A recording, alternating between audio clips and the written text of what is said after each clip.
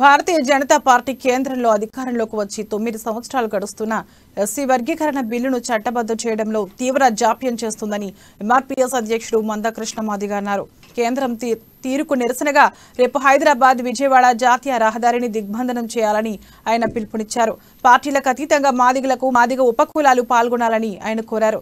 తెలంగాణలో బీజేపీ చేస్తున్న భరోసా యాత్ర పేరును మాదిగల నమ్మక ద్రోహ యాత్ర అని పెట్టుకోవాలని దుయ్యబట్టారు.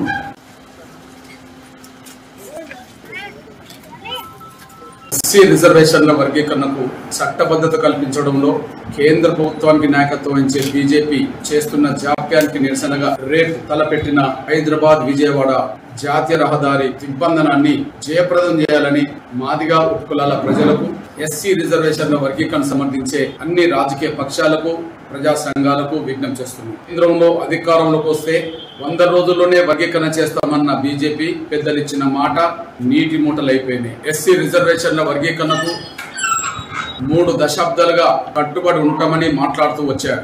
3 దశాబ్దాల నుంచి వర్గీకరణను సమర్థిస్తున్న బీజేపీ కేంద్రంలో అధికారంలోకి వస్తే 100 రోజుల్లోనే వర్గీకరణ చేస్తామన్న బీజేపీ ఇవాళ కేంద్రంలో తమ పాలన 9వ ఏట నడుస్తున్నా కూడా వర్గీకరణ అంశాన్ని కేంద్ర ప్రభుత్వం పార్లమెంట్ లో బిల్లు ప్రవేశపెట్టకపోవడం చూస్తే మాదిగల పట్ల బీజేపీది నమ్మక ద్రోహం అనే విషయం రుజువైంది. ఎస్సీ రిజర్వేషన్ల వర్గీకరణకు చట్ట